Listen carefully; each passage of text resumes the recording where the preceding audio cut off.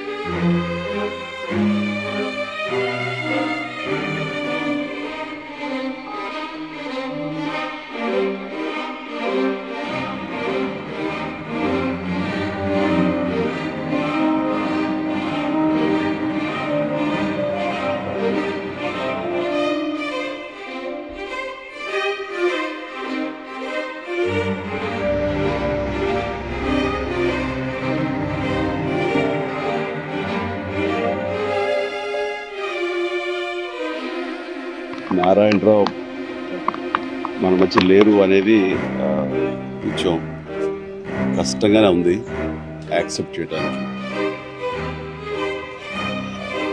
Film institute రోజుల నుంచి అంటే 1977 నుంచి మా ఇద్దరు పరిచయం. తను అప్పటికే senior student from the film institute. So మేము ట్రైనింగ్ అవుతున్నప్పుడు సీనియర్గా వచ్చి మా మధ్య కూర్చునేవారు. ఇంట్రెస్టింగ్గా తన సరదాలు, తన ఎక్స్పీరియన్స్లు ఇవన్నీ చెప్తూ ఉండేది. అలాగే మాకు దగ్గర అయ్యేది.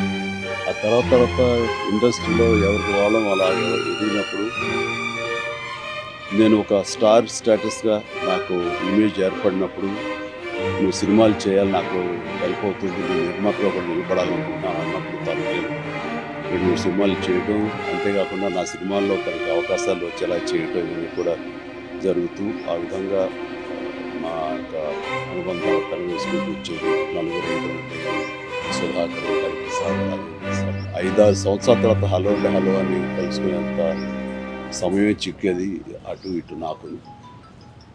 అదేం యాదృచ్ఛికో తెలియదు. జస్ట్ 10 రోజుల క్రితం నేను సినిమా చేశాను మన మంచుపల్లకి. అప్పుడు మనం చేసింది మళ్ళీ తిరిగి దాని ఇన్స్పిరేషన్ తోటి కొత్త కంటెంట్ తోటి మళ్ళీ 5 కుర్రవాళ్ళు ఇప్పుడు పెద్దవాళ్ళు అయితే ఎలా ఉంటారంటూ ఒక స్టోరీ చేశాను. అది నువ్వు చూడాలి, నువ్వు ఇనాగ్రేట్ చేయాలి, నీ చేతుల మీద ట్రైలర్ లాంచ్ చేయాలి, నీ యొక్క సహకారం ఉంటే కొంచెం అందరికీ బాగుంటుంది, నాకు కూడా సంతోషంగా ఉంటుందనే ఒక కోరిక డెఫినెట్ చేస్తున్నారండి. అండ్ ఒకసారి ఈ సినిమా రిలీజ్ డేట్ పడగానే నేను అన్ని రకాలుగా నేను అడిగావు కాబట్టి చేస్తాను అన్నాను.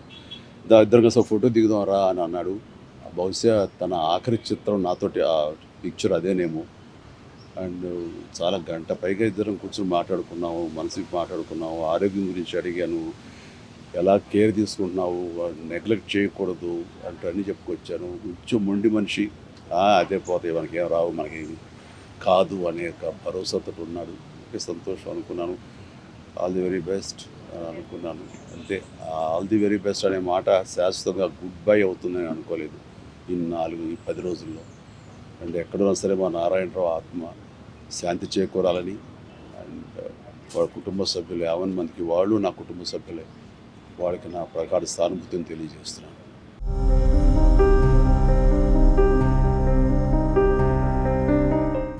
యాభై ఏళ్ల సుదీర్ఘ ప్రయాణం మాది.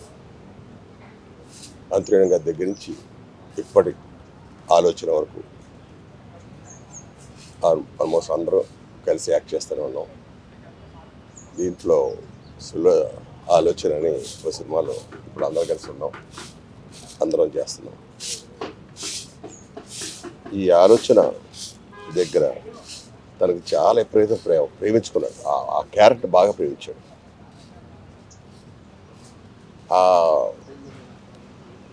అందరం కలిసి రిలీజ్కి వెళ్దామని ఎన్నో అనుకున్నాం.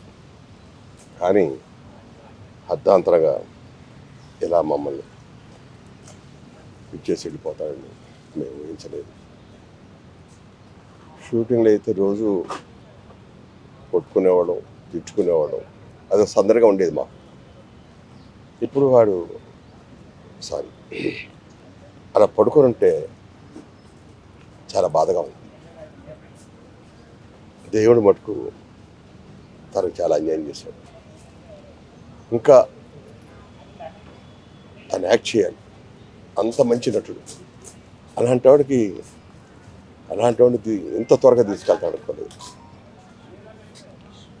నేను ఆయన కుటుంబానికి నా ప్రకారం సానుభూతి, అతను ఆత్మశాంతించాలని కోరుకుంటూ సెలవు తీసుకోండి. మంచి ఆర్టిస్టు, స్నేహశ్రీది, నాకు మిత్రుడు. నాకు ఈ మధ్యనే మేము ఒక తెలుగు సీరియల్ గీతాంజలిలో వారు హీరోయిన్కి తండ్రిగా వేయటం, నేను హీరోకి తండ్రిగా వేయటం, అదేవిధంగా ఆలోచన అనే సినిమాలో మేము 5 స్నేహితులు, ఈ వయసు అయిన తర్వాత 5 స్నేహితులు ఎలా ఉంటాం ఏమిటి అనేది ఆ కథకి సరిపడిన విధంగా వారే ఫస్ట్ వారి క్యారెక్టర్ ప్రొడ్యూసర్స్ డైరెక్టర్స్ అడిగితే తర్వాత క్యారెక్టర్లని ఎవరు ఏది ఎలా ఉంటే బాగుంటుందని మా అందరినీ సజెస్ట్ చేసి ఈ ఆలోచన సినిమాలో పెట్టడం జరిగింది. ఈ సినిమాలో వారు చనిపోతారు, కానీ చనిపోతున్నారని వారిని పట్టుకుని నేను ఏడుస్తూ వారి చెయ్యి పట్టుకునేసరికి చేతి వేళ్ళు కదులుతాయి. బ్రతికాడు రామారావు బతికాడు అని చెప్పి నేను కేకలు పెట్టి చేసి మళ్ళీ బ్రతికొస్తారు. అలా మళ్ళీ బ్రతికొస్తే బాగుండు, అదే సినిమా ఏమో అని ఫీలింగ్ వచ్చింది. కానీ ఇది నిజ జీవితం, అది సినిమా జీవితం. సినిమాలో బ్రతికొచ్చారు. ఇక్కడ శాశ్వతంగా అలాగే మా అందరినీ వదిలి, మా స్నేహితులందరినీ వదిలి పైలోకాలకు వెళ్ళిపోయారు. వారి ఆత్మకి శాంతి కలగాలని నేను దేవుణ్ణి ప్రార్థిస్తున్నాను. వారి కుటుంబానికి నా ప్రగాఢ సానుభూతి. ఈ సినిమాలో 5 కూడా, మా 5 స్నేహితులకి కూడా మా డైరెక్టర్ గారు, మా ప్రొడ్యూసర్స్ కూడా పెద్ద యాక్టర్ల పేర్లు పెట్టాలనే ఉద్దేశంతో ప్రసాద్ బాబు గారికి, రంగారావు గారని, ఎస్వి రంగారావు గారని, అలాగే నాకు నాగేశ్వరరావు గారిని, నారాయణరావు గారికి రామారావు గారు టీచర్ అని, అట్లాగే మిగిలిన మహర్షి గారికి వెంకట్ అని వెంకటేష్ గారి పేరు. అదేవిధంగా నాకు ఫస్ట్ పరిచయం అంటే ఆయనకి కథ చెప్పడానికి వెళ్ళినప్పుడు అండి. లైవ్గా వెళ్ళిన రోజు అలా ఉన్నారు, లోపలికి రండి వెళ్ళి చెప్పి కథ చెప్పేసి ఆయనకు నచ్చిన తర్వాత మీరు వినండి ఒకసారి అని చెప్పి ఒప్పించారు, కంప్లీట్ చేశారు. రివ్యూ కూడా చూసుకున్నారు, చాలా హ్యాపీ. అందరు కలిసి చూశారు, ఇంటర్వ్యూస్ కూడా ఇచ్చారు. చాలా హ్యాపీగా ఉందిరా, అందరు కలిసి తొందరగా డేట్ ఫిక్స్ చేయండి, అందరు కలిసి సినిమా చూస్తాం, చిరంజీవి గారికి కూడా సినిమా చూపించాలి అనేది ఆయన కోరిక ఉండేదండి. ఈరోజు లేరు. రీసెంట్గా ఈటీవీ విన్ బాపినేడు గారికి కూడా కాల్ చేసి మాట్లాడి నా చేత లింక్ కూడా షేర్ చేయించారు. అంతవరకు అదే లాస్ట్ ఆయనతో మాట్లాడారు. నా పేరు కూచిపూడి బాబు రాజేంద్ర ప్రసాద్ అండి. దాసరి గారి సీనియర్ కో డైరెక్టర్, సారథిష్ఠుడు ex general manager, ETV Ramoji film city senior executive. ETV Babu గారు మా గురువు. అయితే నారాయణ గారితో చెన్నై నుంచి నాకు చిరకాల పరిచయం. నేను ఆయన సినిమాకి పని చేయకపోయినా దాసనారాయణ కాంపౌండ్లో అన్నదమ్ములుగా కలుస్తూ ఉండేవాళ్ళం. మొదటి స్మృతులన్నీ ముచ్చరించుకునేవాళ్ళం. తర్వాత సారథి స్టూడియోలో జనరల్గా పనిచేసేటప్పుడు తరచూ నన్ను చూడటానికి వస్తూ ఉండేవారు. అంత ఆప్యాయత అనుబంధాలతో ఉండేవాళ్ళం. వాళ్ళ గుంతకాల కబుర్లు, తర్వాత వాళ్ళ కుటుంబ కబుర్లు ఎప్పుడు చెబుతూ ఉండేవారు. వాళ్ళ ఇంటికి కూడా తరచుగా వెళ్తూ ఉండేవాడిని, శ్రీనగర్ కాలనీ. నేను అప్పట్లో మధురనగర్లో ఉండేవాడిని. కానీ ఇంత అకాల మరణం, ఒక వారం కిందటే బాబుడి గారి నెంబర్ అడిగారు, ఈయన వారితో మాట్లాడాలని. నేను ఇవ్వటం జరిగింది. బాబుడి గారితో మాట్లాడి పలానా ఈటీవీని పలానా సినిమా చాలా అద్భుతంగా ఉందండి అన్నారంట. సరే మనం కలుద్దాం నారాయణరావు గారు అంటే తప్పనిసరిగా వస్తాను సార్ అన్నారు. ఈలోపు ఈ విధంగా కీర్తిశేషులు అవుతారని కల్లో కూడా ఉంచలేదు. ఈ సందర్భంగా వారి కుటుంబ సభ్యులకి నా సానుభూతిని తెలియజేస్తున్నాను. దేవుడు వాళ్ళకి ఆత్మస్థాయి కోరుకుంటున్నాను. రాజేంద్ర ప్రసాద్.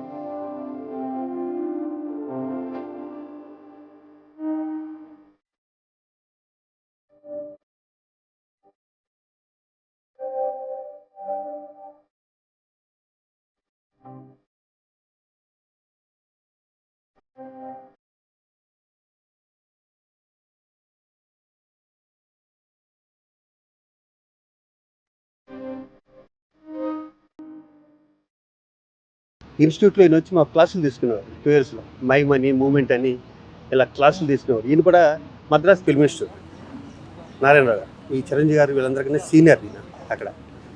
నాకు బాగా క్లోజ్ అవడానికి కారణం ఏంటంటే, నేను హరిప్రసాద్ పక్క రూమ్స్లో ఉండేవాళ్ళం.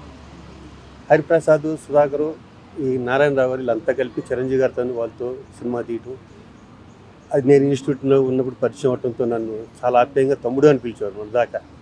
లాస్ట్ 3 ఇయర్స్ నుంచే ఈయనకి హెల్త్ బాగాలేదని తెలిసింది. ఎందుకు ఇంత మంచి ఆర్టిస్టు, ఇంత మంచి మనిషి లేకపోవటం ఉన్నది సినీ పరిశ్రమకి, మాలాంటి స్నేహితులకి అందరికీ దురదృష్టకరం. ఈ ఆత్మకి శాంతి చేకూరాలని నేను నారాయణరావు గారు గొప్ప యాక్టరు, అలాగే చాలా గొప్ప వ్యక్తి అండి. నాకు ఆయనతో పరిచయం 98. నేను హీరోగా సినిమాలు చేస్తున్నప్పుడు, తర్వాత టీవీకి వచ్చినప్పుడు అప్పటి నుంచి పరిచయం నాకు. ఆయన నేను ప్రేమగా డాడీ అంటూ ఉంటాను. ఆయన ఎంత గొప్ప వ్యక్తి అంటే, ఆయనకున్న స్థాయిని, స్థానాన్ని మర్చిపోయి అలాంటి కొత్తగా వచ్చిన వాళ్ళతో కూడా కలిసిపోయి ప్రయాణం చేసేవాళ్ళు. ఎప్పుడు డాడీ అనే పిలవమనేవారండి. అలాంటి వ్యక్తిని మన ఇండస్ట్రీ కోల్పోవడం ఈరోజు చాలా దురదృష్టం. ఆయన ఆత్మకి శాంతి కలగాలని ఆయన కుటుంబానికి నా ప్రగాఢ సానుభూతి అండి. నారాయణరావు గారి కుటుంబ సభ్యులకి, అలాగే నారాయణరావు గారి మిత్రులు, ప్రతి ఒక్కరికి మా మూవీ ఆర్టిస్ట్ అసోసియేషన్ తరఫున, అందరి తరఫు నుండి ప్రగాఢ సానుభూతిని, సంతాపాన్ని తెలియజేస్తున్నాం. నారాయణరావు గారు గొప్ప నటులు. దాదాపు ఒక 20-25 సినిమాల్లో హీరోగా యాక్ట్ చేశారు. ఎన్నో గొప్ప క్యారెక్టర్స్ చేశారు. నిర్మాతగా మెగాస్టార్ చిరంజీవి గారితో పెద్ద పెద్ద సినిమాలు, దేవాంతకుడు, యముడికి మొగుడు లాంటి సినిమాలు నిర్మించారు. టీవీ సీరియల్స్ ఎన్నో చేశారు. అలాగే మాకు నారాయణరావు గారితో ఉన్న సంబంధం నాకు చిన్నప్పటి నుంచి తెలుసువారు. మా నాన్నగారు మాదాల రంగారావు గారు నవతరం పిక్చర్స్లో నిర్మించిన మొట్టమొదటి సినిమా యువతరం కదిలింది చిత్రంలో నారాయణరావు గారు కూడా వన్ ఆఫ్ ది హీరో. అలాగే నారాయణరావు గారి నాన్నగారు జిడి ప్రసాదరావు గారు గొప్ప డిస్ట్రిబ్యూటర్, నిర్మాత. సారథి స్టూడియోస్లో కూడా వారు డైరెక్టర్గా ఉన్నారు. ఆ రోజుల్లో అభ్యుదయ చిత్రాలు పంపిణీ రాయలసీమలో అంటే వీళ్ళ నాన్నగారు చేసేవారు. చాలా అభ్యుదయ కుటుంబం.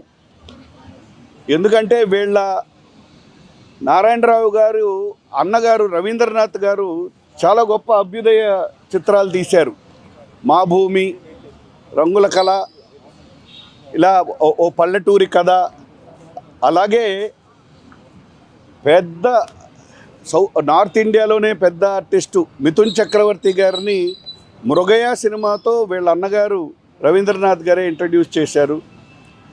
నారాయణరావు గారు సూచనలు ఇవ్వటము, అలాగే ఫిలిం నగర్లో కానీ, ఫిలిం నగర్ సొసైటీలో కానీ, ఫిలిం ఇండస్ట్రీలో కానీ చాలా మంచి పేరు. అలాగే రీసెంట్గా వీరు ప్రసాదరావు గారు వీళ్ళు ఫ్రెండ్స్ అందరూ కలిసి ఒక చిత్రాన్ని కూడా నిర్మించడం, దాని ప్రీవ్యూ కూడా రీసెంట్గా ఆర్గనైజ్ చేశారు.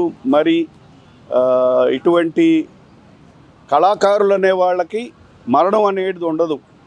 వాళ్ళు నిర్మించిన చిత్రాల ద్వారా, వారు నటించిన చిత్రాల ద్వారా వారు ప్రజల గుండెల్లో చిరస్థాయిగా నిలిచిపోతారు. ఎందుకంటే నారాయణరావు గారిని తలుచుకోవడంలోనే ఆ అంతులేని కథలో పాట మన ముందుకు వస్తుంది. అందుకని నారాయణరావు గారికి మా విప్లవ జోహార్లు తెలియజేస్తున్నాం. ఆశ, మోహం, అసూయ, స్వార్థం అన్నీ చచ్చి నీలోని మనిషి ప్రతి మనిషిని ప్రేమిస్తే చాలు, ప్రతి ఒక్కరూ నిన్ను ప్రేమిస్తారు. ఆ ప్రేమలో ప్రతి క్షణం ఆనందంగా జీవిస్తావు. నువ్వు తృప్తిగా మరణించటానికి మార్గం మానవత్వం. అదే దైవం, అదే మోక్షం.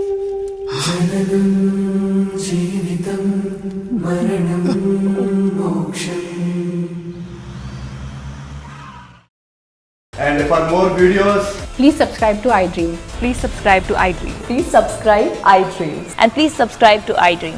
For more videos, subscribe to iDream. Please like, share and subscribe to the channel. Congratulations, iDream. Subscribe to iDream. Subscribe to iDream. So subscribe to iDream Media. iDream ki iDream team andarki huge congratulations. Please subscribe iDream media. Please subscribe to iDream. Subscribe iDream. Please subscribe to iDream. iDream అంటే నా కళల ఛానల్ను subscribe చేసుకున్న నోరు తిరుగుతలేదు.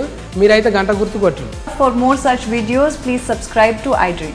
Subscribe to iDream. Please subscribe to iDream. Please subscribe iDream Media. Please do subscribe to iDream. Please subscribe to iDream Media. For best entertainment and information, please subscribe iDream. And don't forget to subscribe to iDream.